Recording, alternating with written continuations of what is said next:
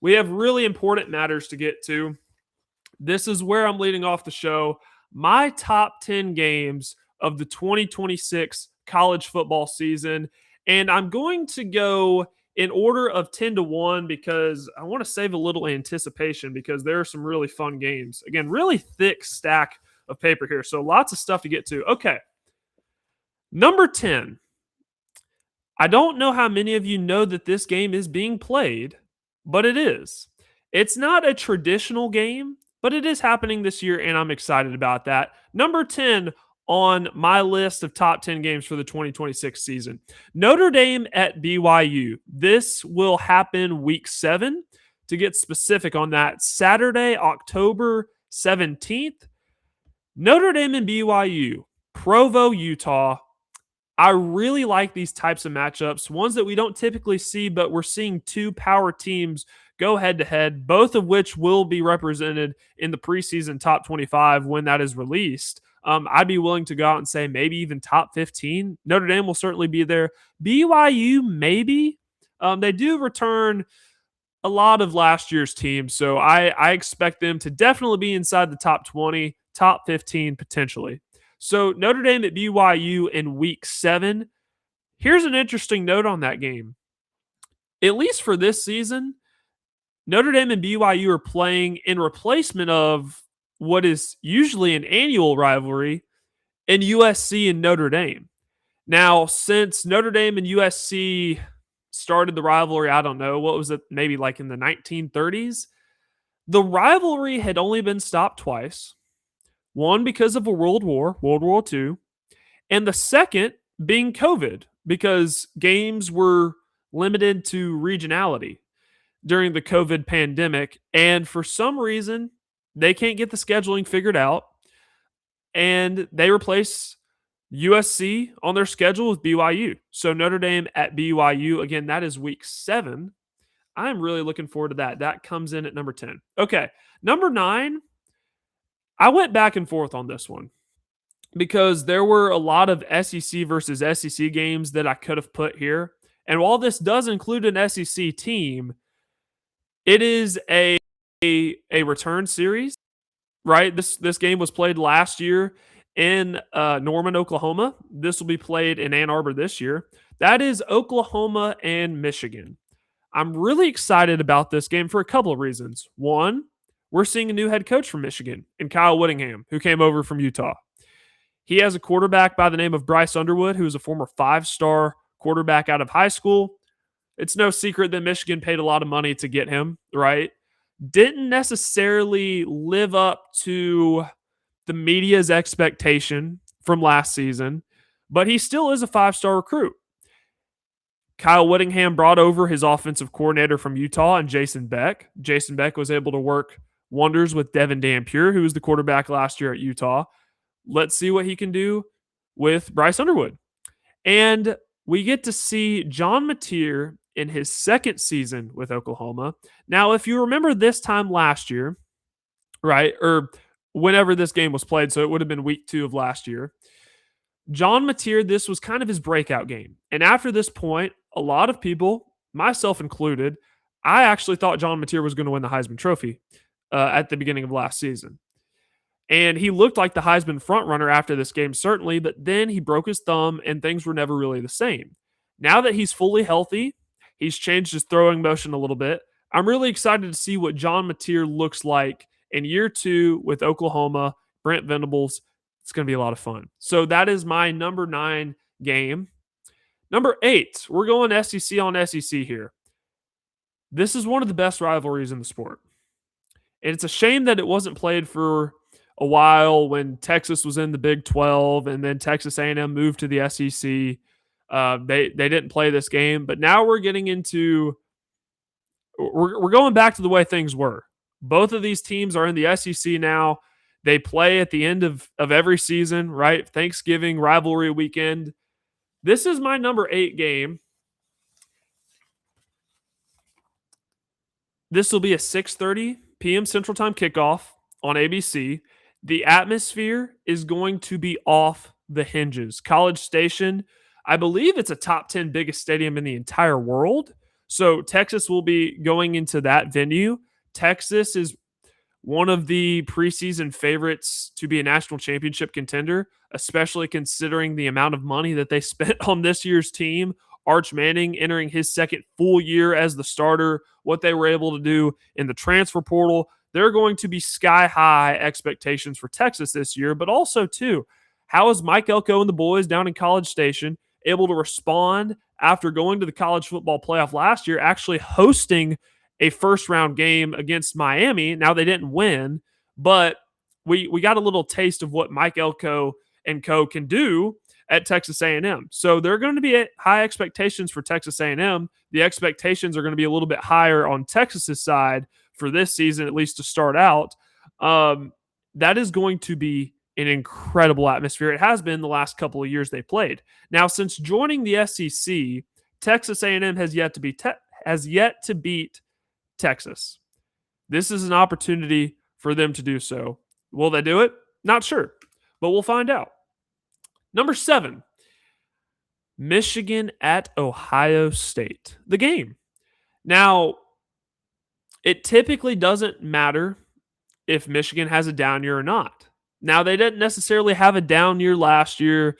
They weren't as good as they weren't as good. They have high expectations. They were 9-4. That's what they finished the season. Listen, expectations at Michigan, regardless of the year, are always going to be high just because Michigan, the all-time winningest program in college football, right? They're a blue blood. So expectations are always going to be high. I had to put this game in here because, in my opinion, this is the best rivalry in college football. And it always has been, at least for me. The hatred between these two teams, second to none. Now, there are comparisons, right? Like the Iron Bowl, Georgia Tech, Georgia. There are all kinds of great rivalries. Rivalries are the bedrock of college football. If you know anything about me, I want to preserve rivalries as much as we can. That's why I was so upset that USC and Notre Dame are not playing this year, and that game has been replaced with BYU. I'd like to see Notre Dame play BYU and USC every year if that's possible. It is, but I don't know if it'll actually happen, so we'll have to see. Going on to number 6, this has been one of the premier rivalries in recent memory in college football.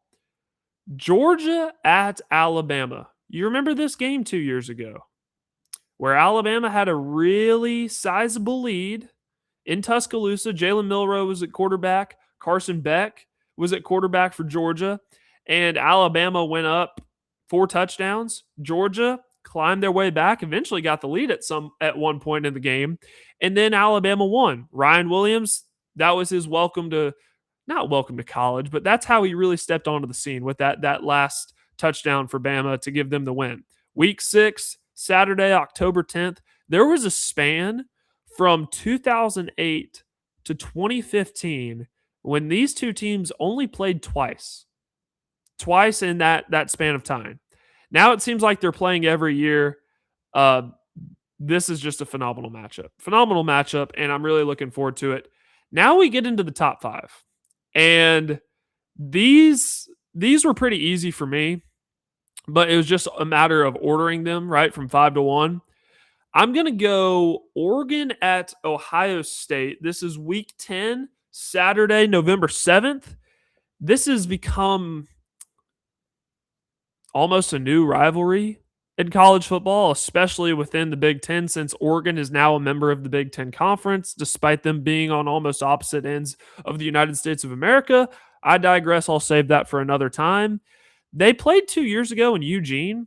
That was one of the best games in college football that year in the 24 season. And then if you remember, they played in the Rose Bowl in the quarterfinal round of the college football playoff, and Ohio State splattered Oregon. So that was the last time that these two teams met. They're going to be playing again in Columbus, in the Horseshoe. I believe this game, it was either 21 or 22 when these two teams played in Columbus. It was a really good game. Oregon actually ended up winning that game. It was C.J. Stroud's freshman year, I believe. So we're going to get that again.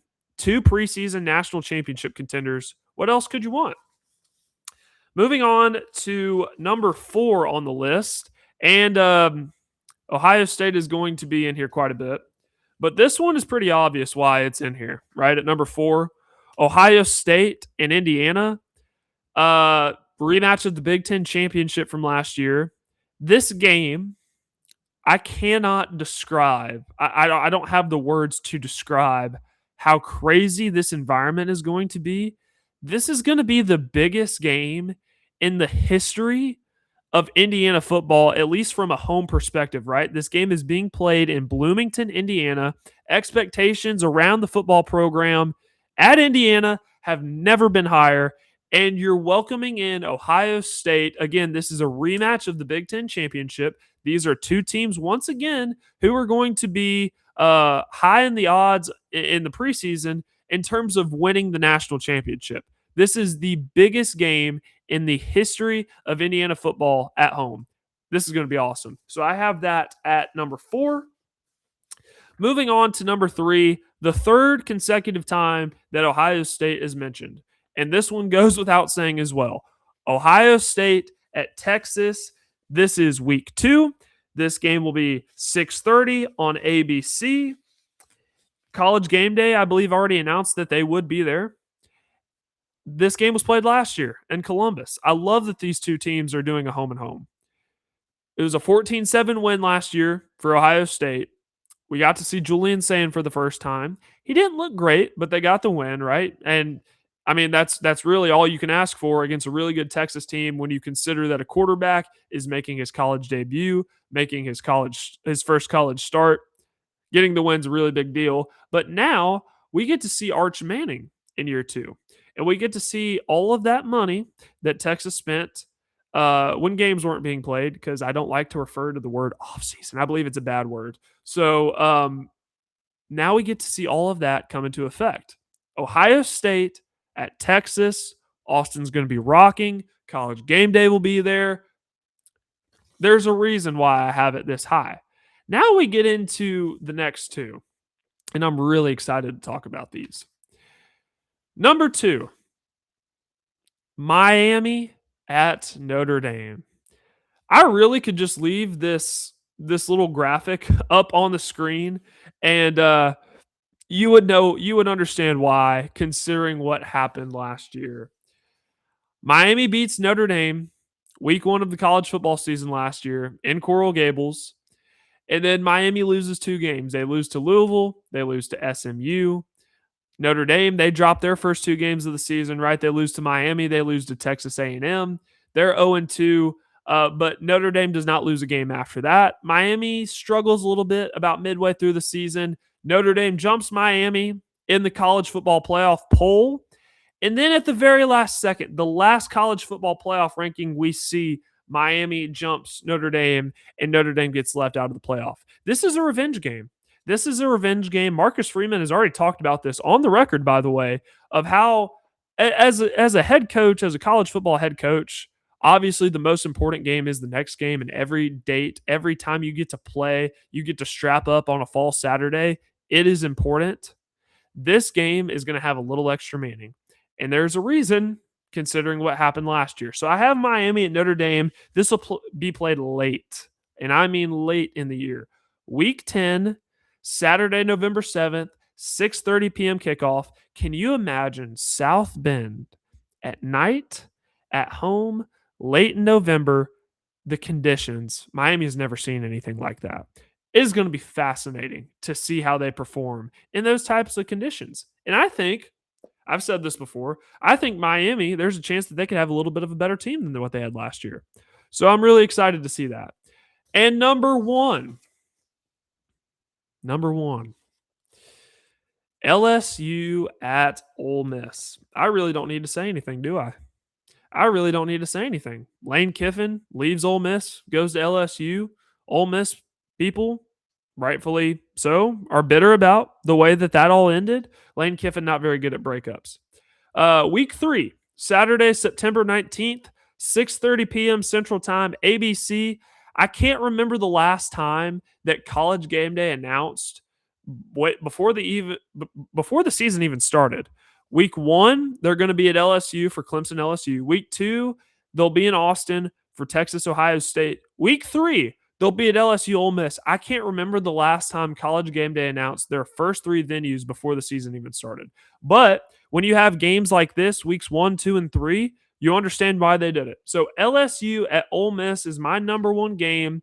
There's not going to be enough National Guard in the country to be able to prevent the types of things that might be thrown at Lane Kiffin, the types of things that he'll be called. He'll be called things he's never heard in his life. It is going to be toxic. It is going to be awesome. Even if you are at the game, if you're not at the game and you're watching from your couch, regardless of how you consume this game, it is going to be fantastic. Now, there was this question floating around on Twitter. Will this venue be worse for Lane Kiffin than it was when he went to Knoxville and returned to Tennessee back in 2021? My answer is yes. I think that this will be worse. This will be a worse environment for Lane Kiffin than it was in Knoxville in 2021. Now, he got golf balls thrown at him. He got mustard bottles thrown at him. He got all types of things thrown at him. But if you remember when Lane Kiffin left Tennessee, there was at least a period of double-digit years where Tennessee fans kind of had the opportunity to heal the wounds, heal the scars, right? For Ole Miss, this is fresh on their minds. So this is going to be worse. And I understand that where Ole Miss plays their game in Oxford, their stadium is about half the size of Neyland. I get all of that. I just think the atmosphere is going to be incredibly toxic. Not that it wasn't toxic back in 2021, but I think this has an opportunity to be even more toxic than that game between Ole Miss and Tennessee back in 2021 in Knoxville.